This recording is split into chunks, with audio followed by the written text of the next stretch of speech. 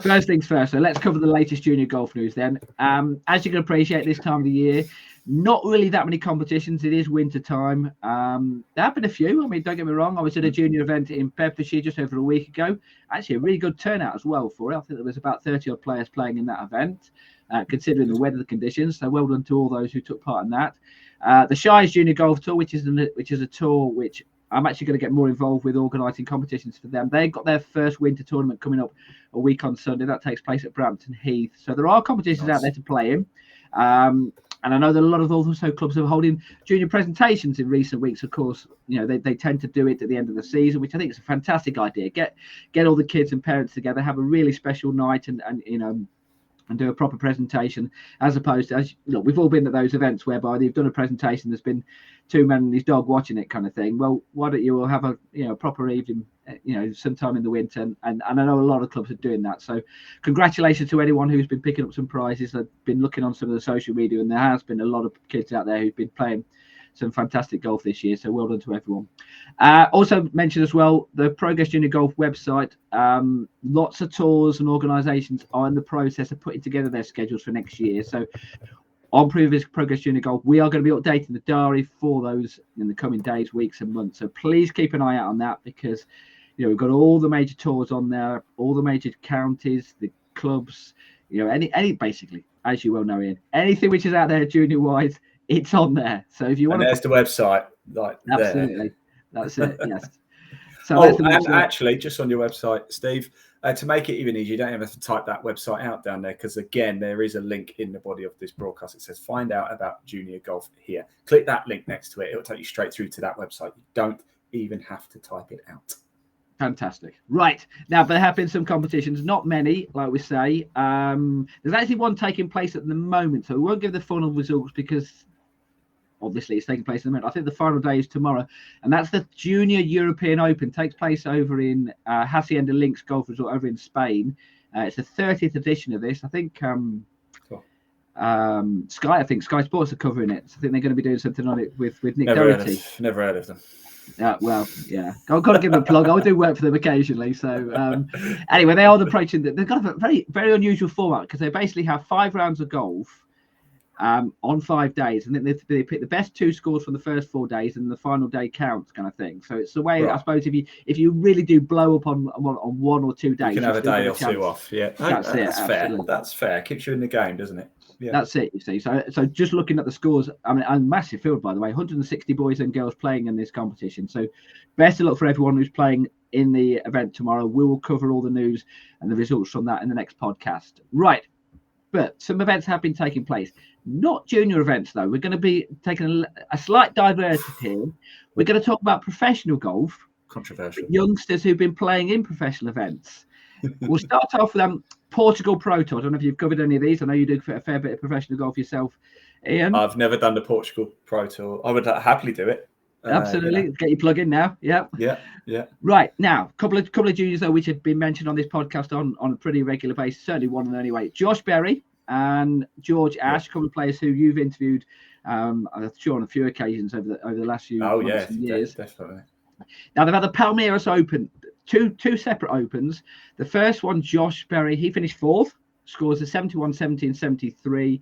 And George finished 5th, 75, 71, finished with a 69. So well done to them. Then they had another event, once again at Palmeiras. So second event, Palmeiras, come up with a nice fresh name for it. No, they called it Palmeiras Open 2. Oh, wow. So yes. Well done, marketing department. Absolutely, yeah. Yes. I think it was on a different course, whereby they could have actually named it after the course. Anyway, there you go. Right, little advice to you. So somebody probably paid a lot of money to come up with that name. Absolutely, yeah.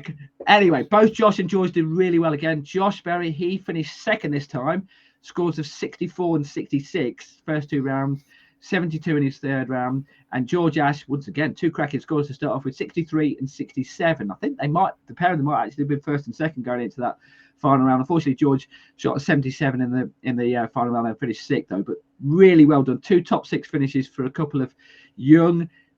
I think Josh is 17. I think George might be 20 or might even be 21 now. So a couple of really young golfers there, still amateurs. So best of luck for them coming forward. Now, going back to the last podcast, Shall I read out what I said in the last podcast? Because I want to take a little bit of credit for this. Okay, go on then, because I can't remember.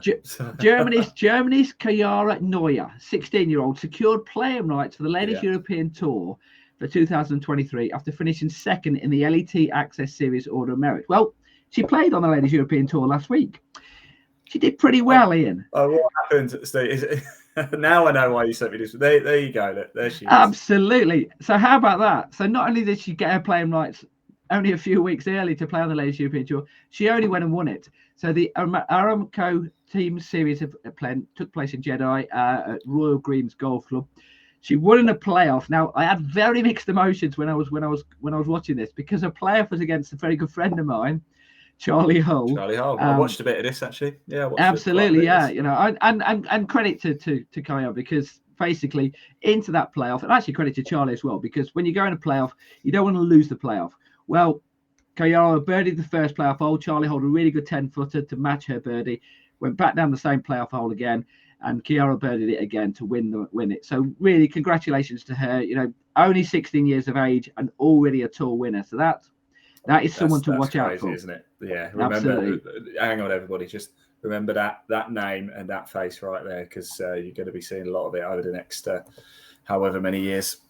Yeah, and just to give you a little bit of a idea of her background, she's originally from Germany. She represents Germany, but she lived in England, I think, from the age of 13 onwards until she was about, actually, it might be earlier than that, I think 8 until she was about 14. Then she went over to Dubai, and she lived in Dubai for the last couple of years. So very travelled golfer already, you know, even at the age of 16. You say she represents Germany? Yes. Yeah. Yes. Has she ever played in Japan? Just wonder if she's ever played. Japan. Probably. Yes. I wonder what we're talking here. Should we gloat a little bit about the football at the moment, then, shall we? Well, this is a golf podcast. Nobody wants to talk about that, but come on, England. Yes, absolutely. Yes, absolutely. Right now, saying in professional golf, the Alps Tour final qualifying. We all mentioned this in the last podcast. 20-year-old Netherlands Lars van der Veit. He won the tournament once again, another amateur golfer. So well done to him. So he finished top at the qualifying, 72, 2 cracking rounds to finish, 67, 67, 11 under par, won by 2 shots from Irish golfer Robin Dawson, finished second in that competition. And just finally, the PGA Tour over in America, you might have heard of it. Just a massive congratulations to Charlie Woods on helping his dad win the Player Impact Program PIP award. You know, as we know, Tiger appeared in just 3 tournaments this year and finished first. Sorry, actually only finished in one of those tournaments, but he still earned $15 million as the top performer in the PIP. And we all know why. It's because 13-year-old Charlie did so much publicity can I just last say, year. Tiger Woods, he's barely swung a club this year, and he still walks away. How much was it? 15 million? 15 million, yes. 50, yes. How much money is there in golf? Right. Now, you know I'm a fan of LIV, but LIV is obscene amounts of money. PGA Tour up to their prize purses horrifically. Not, well, good for the players, of course. I mean, you combine the two. I mean, there's just so much money in golf. My problem is, Steve, it doesn't really find its way much further down the pecking order. That's my problem with it, you know? Yes. And how we change that is well, good luck on that one, basically. So well, the Access Series is a prime example of this, but we'll cover all this off at another time, I'm sure. Yes, right. So that wraps up the junior golf news then.